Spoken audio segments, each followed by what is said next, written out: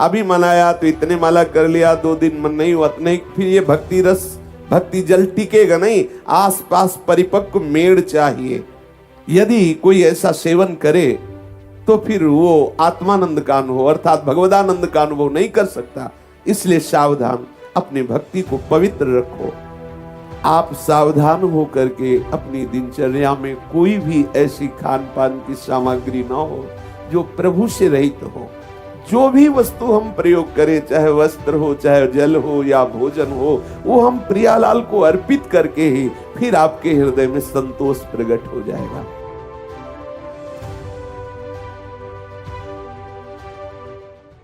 सदा आनंद प्राप्त करने की जो तुम्हारे हृदय में लालसा है, वो भोगों से नहीं, वो भगवान नाम रटन से, भगवान नाम कीर्तन से, वो श्री हरि की लीला गायन से, हरि के लीला श्रवण से, हरि के लीला चिंतन से आपको सदा आनंद प्राप्त होता रहेगा। आप इसे निरंतरता में उतारिए। कभी जप परायण है, कभी कीर्तन परायण है, कभी लीला श्रवण कर रहे हैं, तो कभी लीला गा रहे, तो कभी रूप माधुरी का चिंतन कर रहे हैं। कभी एकांत में बैठ कर के भावना कीजिए, कितने सुंदर सी चरण है प्यारे जू के, कैसे सुंदर सुकुमार चरण है प्यारी जू के, और नखशिख तक दौड़ाइए इस मन को उनकी रूप माधुरी में। फिर देखिए वो कृपा सिंधु कृपा करेंगे, एक दिन आपकी भावना भावना नहीं रह जाएगी, वो साक्षात प्रकाशित हो जाएंगे। कृपालु है, बड़े दयालु है, समुद्र हैं वो दया के, वो आपके हृदय में प्रकाशित हो जाएंगे। आप सावधान होकर के अपनी दिनचर्या में कोई भी ऐसी खान पान की सामग्री ना हो जो प्रभु से रहित हो। प्रायः ये अंदर बात आती रहती है कि हमारे हृदय में खान पान की बड़ी लालसा रहती है, मीठा आदि बहुत प्रिय लगता है, पकवान आदि अच्छे लगते हैं। कोई बात नहीं, बिल्कुल चिंता करने की बात नहीं। हरिराम व्यास जी कह रहे हैं उसे महाप्रसाद बना दो। तुम्हारे हृदय में जिसकी भोग की लालसा है खान पान आदि में, वो आप पहले प्रिया जो तत्काल भावना करो, अच्छा आज हमारे हृदय में बात आ रही कि ये खाया जाए, इसका मतलब मेरे हृदयस्थ जो बिहारी बिहारी जो है आज उनकी ये इच्छा है, ठीक है। अगर वो धर्मयुक्त व्यवस्था हो जाती है तो हम वो प्रभु को अर्पित करते हैं और फिर स्वाद लेके पाते। देखो हमारी प्रिया जो ने पाया कितना स्वादिष्ट है, बिल्कुल वो आपकी उपासना बन गई, आपकी वासना उपासना बन गई।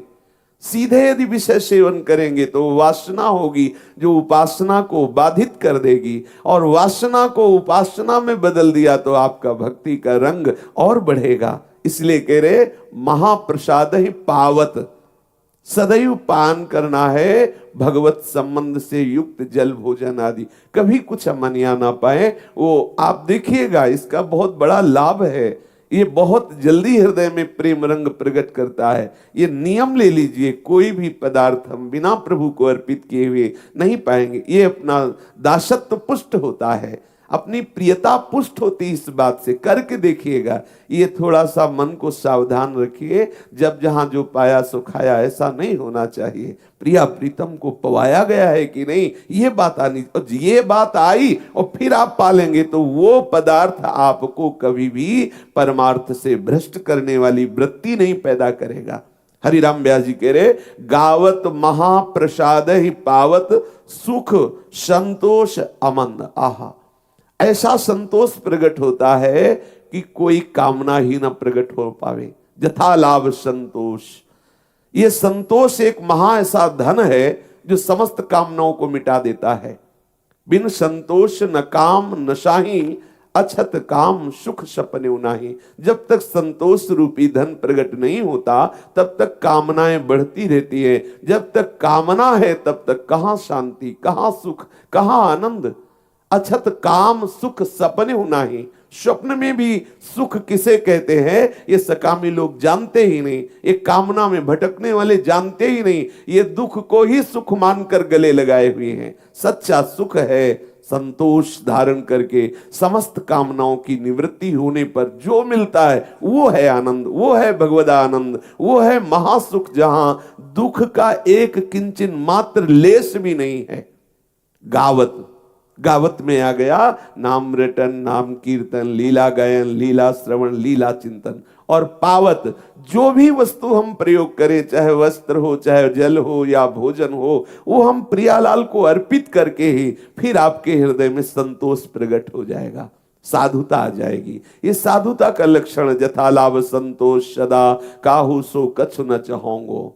हाँ, किसी से कोई चाह न रह जाए, ये संतोष भगवत प्रसाद पाने से, भगवत लीला गायन से प्रकट होता है। जिसके हृदय में ये संतोष आ गया तो एक असंतोष भी पैदा हो जाता है भगवत प्राप्ति का। अभी क्या है, प्रभु की प्राप्ति की तरफ से संतोष है, भजन की तरफ से संतोष है, भोगों की तरफ से असंतोष है। फिर क्या होता है, भोगों की तरफ से संतोष हो जाता है लेकिन इधर असंतोष हो जाता है। हर समय हृदय में विकलता होने लगती है सदैव भगवत भजन की, भगवत ध्यान की, भगवत लीला चिंतन की। कैसा अपार आनंद, सच्ची मानिए, भागिए भागिए इस झूठे प्रपंच से और आइए प्रभु के नाम रूप लीला धाम के चिंतन में। अपार सुख, सदैव के लिए सुख। ये ऐसा सुख नहीं कि खत्म हो जाएगा, नित्य नवीन, नित्य नवीन। ऐसा नहीं कि ये वही प्रियालाल है जिनको हमने अभी एक क्षण पहले देखा था, नहीं, ये प्रतिपल नवीन है, क्षण क्षण में अबही और अबही और। ऐसे ही श्रीधाम, ऐसे ही लीलाएं, ऐसा ही आनंद, प्रतिपल नवीन आनंद। कृतकृत्य हो जाओगे। भागो, इस रस की प्राप्ति के लिए भागो, भ्रमित मत हो। ये झूठा माया जाल हमारे समय को केवल नष्ट करने का उपाय कर रहा है। बस एक इसकी केवल एक सेवा है माया की, तुम्हें भगवत चिंतन न करने देना। वो किसी व्यक्ति के रूप में, वस्तु के रूप में, समस्या के रूप में, प्रलोभन के रूप में, हर्ष के रूप में, पद के रूप में, प्रतिष्ठा के रूप में, रिश्तेदार नातेदार के रूप में, रोग के रूप में, न जाने कितने ही रूप धारण करके केवल एक बात ये करती है, हमारे भगवत स्मरण को बाधित करती है। और भक्ति का आश्रय, हरिचरणों का आश्रय, ये स्मृति जागृत कर देता है। नष्टो मोहा स्मृति लब्धा तत्प्रसादान्मयाच्युता। संपूर्ण गीता का श्रवण करने के बाद अर्जुन को मिला क्या? बोले स्मृति लब्धा, याद आ गई मैं प्रभु का हूं और सतत स्मृति प्रभु की। यह है परम लाभ, यह है महाआनंद का स्वरूप। कैसे प्राप्त होगा? तो बोले श्री भगवदाकार वृत्ति को प्राप्त हुए जो महाजन हैं, महापुरुष जन हैं, रसिक जन है, इनके दर्शन से होता है। इनके दर्शन में इतनी सामर्थ्य है, दरस परस अघनास बास निज संग करो दिन। जैसे हम तीर्थ दर्शन करते हैं, तीर्थ अवगाहन करते हैं, तीर्थ सेवन करते हैं तो हमारे अंतःकरण के पाप नष्ट होते हैं। पर जो भगवत प्रेमी महात्मा है, इनके दर्शन से पाप ही केवल नष्ट नहीं होते, पाप प्रवृत्ति नष्ट हो जाती है। अगर इस रस में डूबना है, बोले जिनको मुख निरखत सुख उपजत, दूरी होत दुख द्वंद।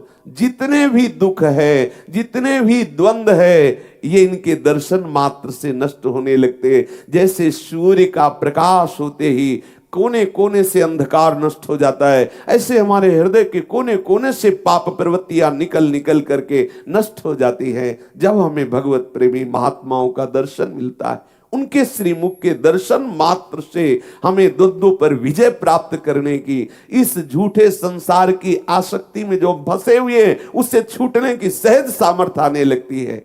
बलिहारी है इन भगवत प्रेमी कृपा वपुधारी महात्माओं की, जिनकी कृपा से इस दुरंत माया पर विजय प्राप्त की जा सकती है। हरिराम व्यास जी कह रहे हैं, जो हमारे बंधन का हेतु अहंकार है वो इन संतों के संग से नष्ट हो जाता है। जो हमारी ममता शरीर और शरीर संबंधियों में है वो प्रियालाल में हो जाती है, प्रियालाल के प्रेमी जनों में हो जाती है। और जो भोगों का, ऐश्वर्य का, पद प्रतिष्ठा का मद है, ये स्वाभाविक छूट जाता है। संत दर्श से, भगवत प्रेमी महात्माओं के संग से अहंकार का नाश, ममता का परिवर्तन और मद का पूर्ण रूप से बह जाना। कोई मद नहीं रह जाता। अत्यंत दैन्यता हृदय में आने लगती है। ये जो जैसे किसी को भूत लग जाए तो उपद्रव करके उसे बहुत परेशान कर देता है, ऐसे ये अहंकार और ये ममता, ये मद, ये वो भूत हैं जो हमें परेशान किए हुए हैं। देख लो, हाथ कुछ नहीं लगा, अवस्थाएं बढ़ती चली जा रही, बोले 40 वर्ष, 50 वर्ष, 60 वर्ष, और वही भोगने की इच्छा, वही संग्रह की इच्छा, वही जीने की इच्छा, वही कुछ पाने की इच्छा। मिला कुछ नहीं, अभी तक नहीं मिला, और मरने के समय भी आप ऐसे ही रहेंगे जैसे अभी है।